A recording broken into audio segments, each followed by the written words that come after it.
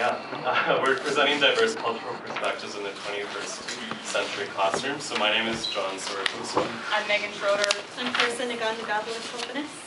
And we're from the University of Winnipeg Faculty of Education. So since there's so many of you, and we probably won't have too much time for questions later, we've actually created a website, and you can actually send us comments afterwards if you'd like to follow up with us. We've also posted a number of additional readings and some presentation resources that we'll be using on this website. So I'll just go back here, and then you can get that website down. So that's our address if you'd like to download some resources afterward, or if you'd like to get into contact with us, because we'd love to hear from you. We'd love to hear some ideas that maybe you have and some questions that you may have as well. So. Okay, so to start, our presentation is very focused around Aboriginal pedagogy in the classroom. So why do we want to use Aboriginal pedagogy? Basically, Aboriginal educational pedagogy and perspective are classrooms where all learners can be successful. We use a holistic model that can create a successful environment for all of our students, no matter what level they're at. So we did use, as a main resource, Reclaiming Youth at Risk, Our Hope for the Future, written by Brancho, Broken Leg, and Balkan. It's a very popular resource that we use in Manitoba. How many people have seen the Circle of Courage in this room or are familiar with it? Okay, not very many of you. That's good. We're passing around the book, so you can take a look. There's 2 of them going around. So the main component of Reclaiming Youth at Risk is the Circle of Courage. The Circle of Courage focuses on 4 main components in teaching students generosity, focusing on their sense of belonging, working on their mastery, and creating independence for themselves. So first we have what they call the spirit of belonging. So we need to teach our students that everyone is equal. We use a lot of circle seating in the classroom, so something like this, it would be very equality based.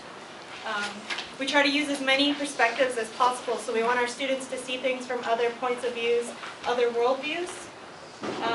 We create a community of students who are supportive of one another and teachers who are supportive of one another and all of their students. We focus on cooperative learning, building trust in the classroom, and friendliness is important.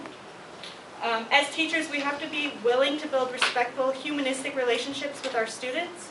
We can't just say, I'm the professional and you're the student, and that's how it stays. We have to be able to build a real relationship. So this is an example of the classroom where I'm currently doing my practicum. I'm in an all-native high school in Winnipeg. And my teacher has organized her classroom in this circle seating. And it is the most effective way I've ever seen a classroom set up. I can easily move around the room. All of the students can hold conversations together, or they can work individually.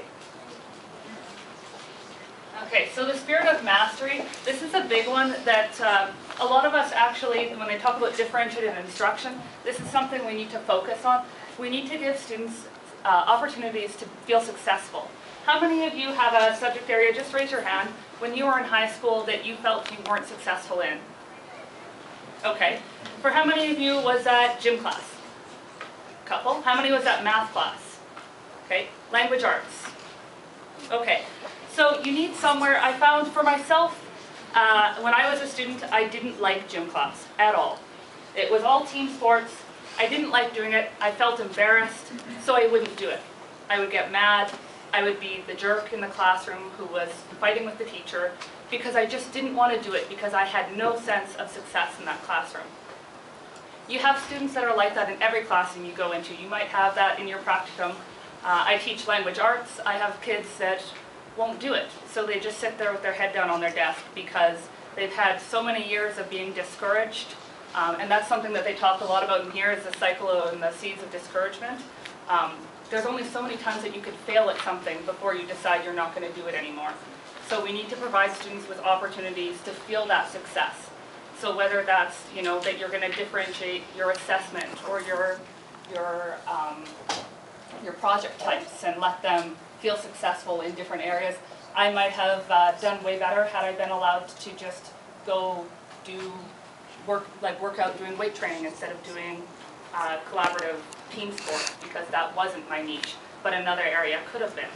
So giving students those kind of opportunities to feel success. And quickly before we go on, I also taught in a youth center. So if you were here for the last presentation, I don't know how many of you were in here for the youth at risk one. Okay, so I taught in the same setting as the first two presenters, so it was working with incarcerated youth. And there's a population of kids who have never felt that mastery. So if you would try and get them to work on a project, they would say, I can't do it. I've never done that before. Could I write an essay? No. So you get that rebellion and that resistance again. But giving them chances to feel successful where you start with a sentence or a paragraph and letting them build up to that point, there was amazing changes once we modeled things off of this kind of framework. The next value that's emphasized in the work in the book that's going around is the spirit of independence. So the idea, of course, the students need to feel they're able to complete tasks on their own. So a brilliant professor that we have at the University of Winnipeg named Alan Weeb always shares this story whenever he does presentations. And it's a great story that emphasizes what independence is all about. So he was visiting, I'm not sure if it was his family friends or it was someone's house that he wasn't usually in before. And it was kind of cold outside that day, and there was a 5-year-old girl who was trying to get inside, but she couldn't get the door open for whatever reason. So she kept trying and trying and trying. And I think we live kind of in a society that's based on learned helplessness, right? If I don't succeed the first time, someone will appear and come to my rescue. So he expected to see that, and he expected to see someone, run to the door, instantly open it, so that this girl could get in. But he was surprised to find that they just sat there and continued on with their conversation, and let this girl try. And she was struggling very, very hard to open that door in that cold Winnipeg weather. But after about 5 minutes, she did succeed at getting inside. And everyone was extremely proud, and they, clapped for her and everything because she was able to achieve that independence by doing something like that. So I think that's a very powerful story of why that spirit of independence is something we should be emphasizing in our classrooms. So speaking about classroom link, we need to make sure students feel confident in their skills and also take responsibility for their work. And we believe a way that you can do that is providing leadership opportunities and allowing them to exercise their self-discipline while remaining assertive, so that way they can see that they are successful as an independent person. Finally, we have to give students the opportunity to practice right versus wrong when we aren't looking. We don't want students to do the right thing because we're standing over them. We want students to do the right thing because it's the right thing to do. Okay, and then the last part of the circle of courage is going to be the spirit of generosity. And I think this one is majorly overlooked in a traditional classroom setting. How often do you provide opportunities for your students to be generous? When would you do that? Okay, so giving them the opportunity to be empathetic with the material you're teaching, letting them be a peer mentor, or do group work where they can help their peers out. If you have students that are really, really fast workers and they're always done ahead of everybody else, instead of having extra work for them to do at the end, let them be a mentor. Let them go and work with other kids and have that opportunity to feel like they're helping somebody, and you've got an extra support in your classroom then, and one less person for you to help, because you've got people that are strong in the material that are already there to help other kids, and they get to use that. Another thing, extracurricular activities are really great for that, like social justice committees. We have youth and philanthropy, so where our students can go and decide what charity they'd like to help support. You get that community and that sense of belonging in there as well, but they also have the chance to feel generous, which if you don't ever get to do that, there are a lot of maladaptive tendencies that come from that.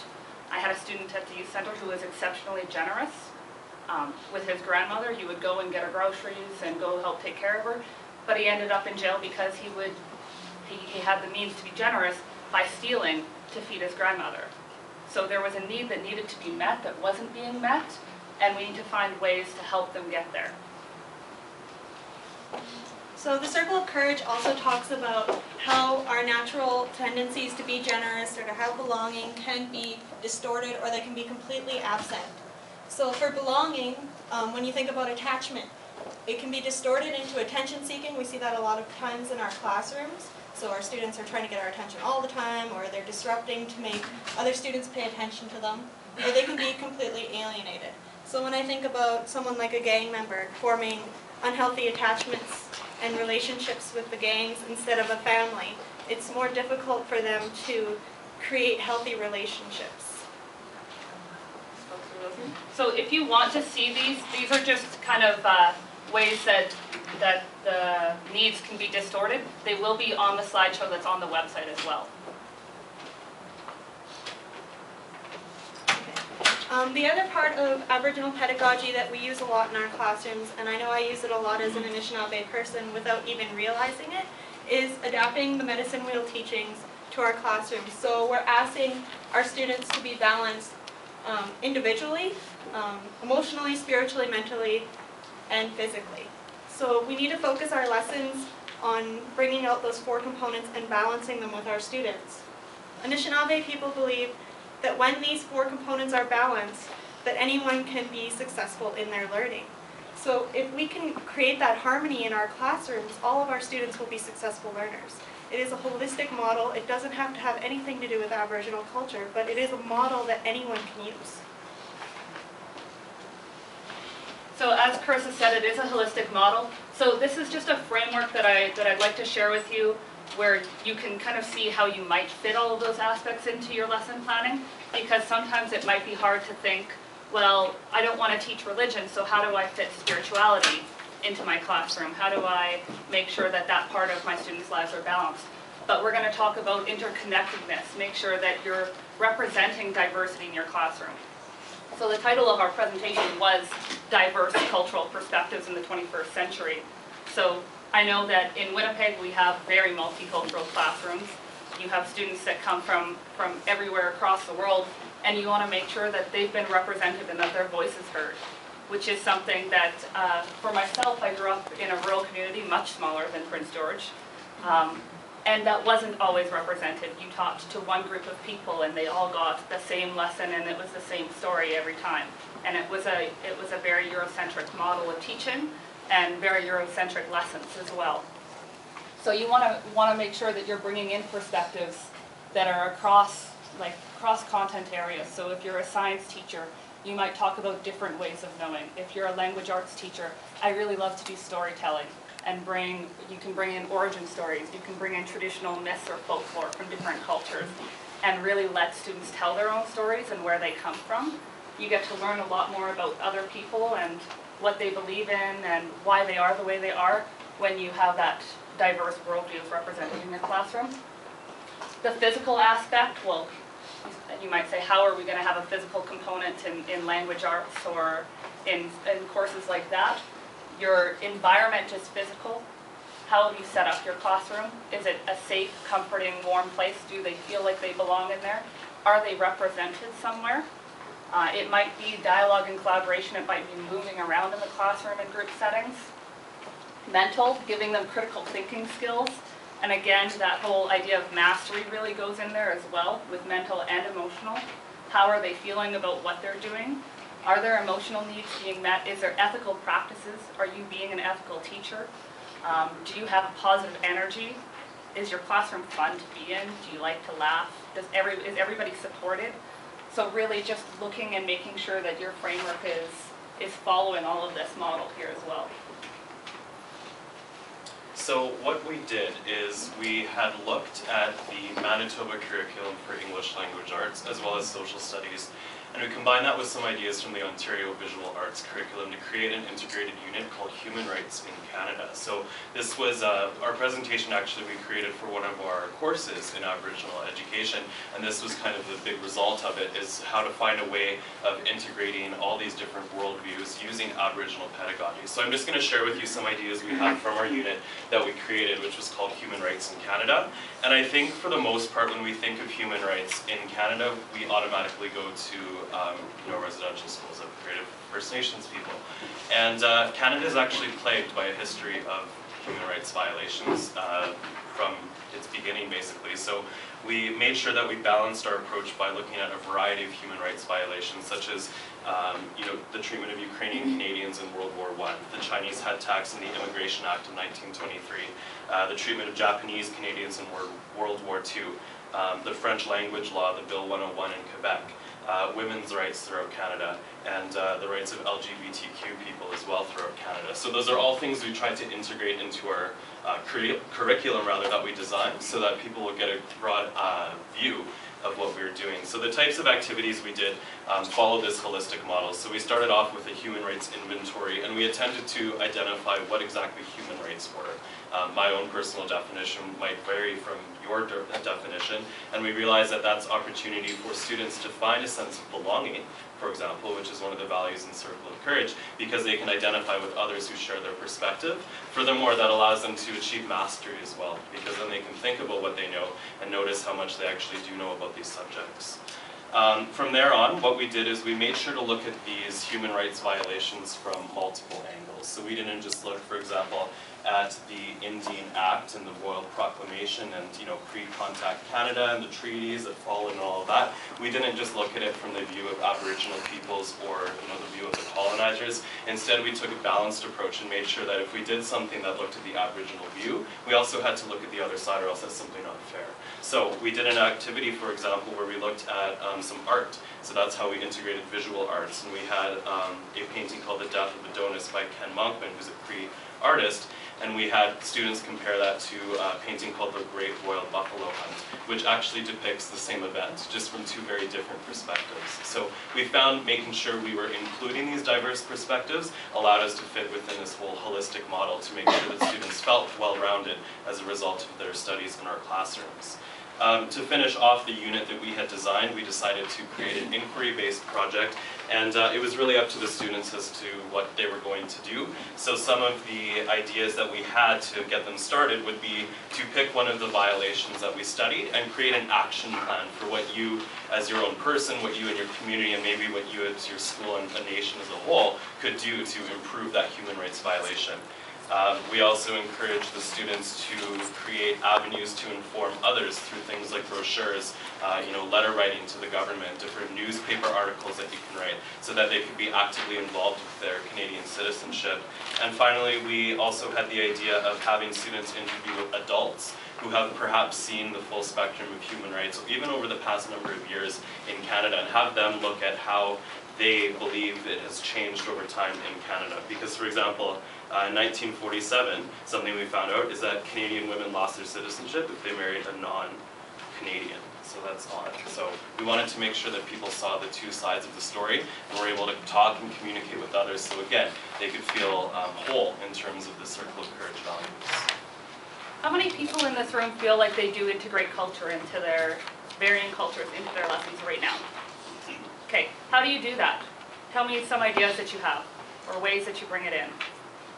I teach science in Saskatchewan. We did our curriculum, so we actually have a non-common as an Aboriginal perspective. But I also teach in a very non-Aboriginal school.